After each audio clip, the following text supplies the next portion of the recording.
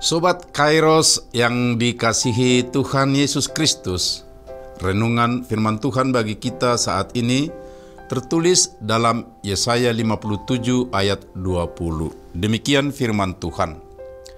Tetapi orang-orang fasik adalah seperti laut yang berombak-ombak, sebab tidak dapat tenang dan arusnya menimbulkan sampah dan lumpur.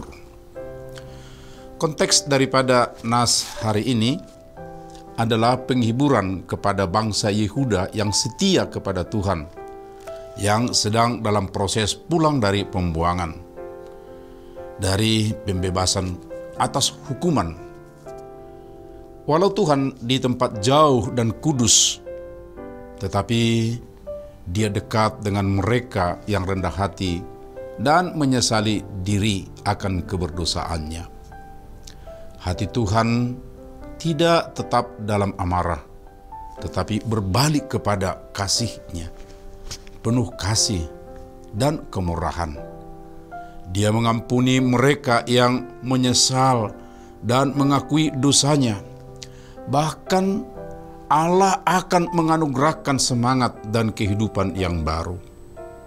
Akan tetapi sebaliknya, bagi orang fasik tiada damai bagi mereka.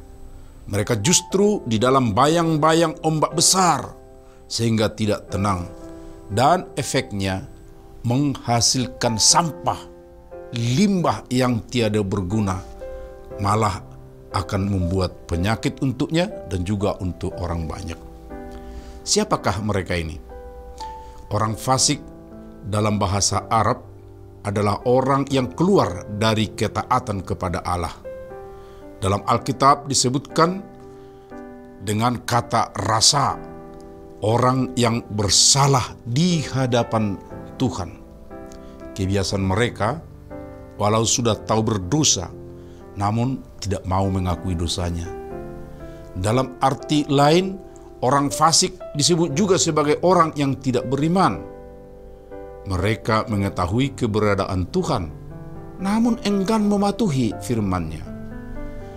Dalam Mazmur 10 disebutkan bahwa ciri-ciri orang fasik: pertama, giat memburu orang yang tertindas.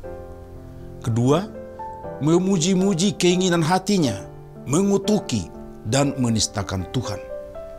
Dan yang ketiga cirinya, mereka merasa dirinya adalah Allah dan Allah yang sesungguhnya tidak ada, sehingga enggan menuntut kepada apapun. Kemudian dalam sikap sehari-hari mereka akan tampil.